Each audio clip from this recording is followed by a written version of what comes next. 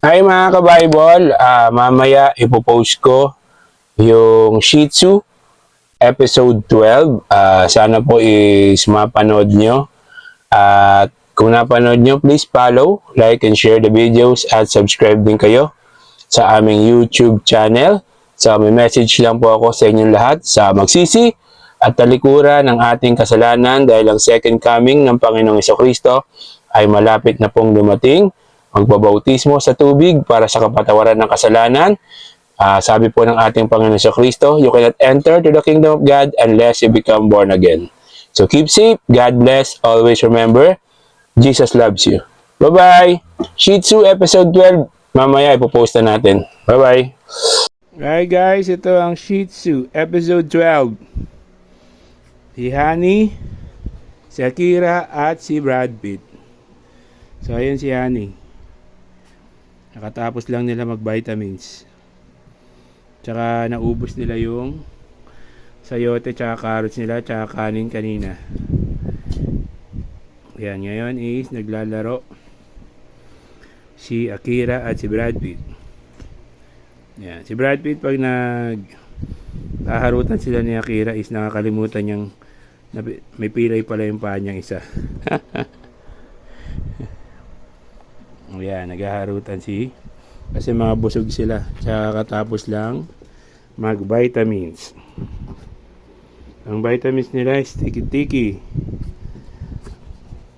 Anti-parbo yun. Para laging healthy sila. Tapos yan. Pangalawang lagay na ng dog food nila. Aussie Puppy. Yan. Dito kaya. Naglilinis dyan sa kwarto. Liit. Aray po, aray. Dito. Aray! Nangangagat ka na na. Video. Ayan po si Honey. Mahilig mga gat. Ayan si Brad Pitt. Akira. Ito si Honey, maliit na hilig mga gat. Nangangagat yan. Busog na yung mga yan, busog. Busog ka na, Akira, Brad Pitt. Katatalon. Ay, nangagat na naman. Ay, kinagat ka. Ay. Kita sa camera, nangagat. Ay. Nangangagat. Ay, kita sa camera, nangangagat.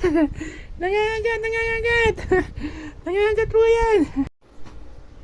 Oh, huwag ka tatalon, mapipilay ka dyan. Oh. Dito ka lang. Nagwawalis pa kasi.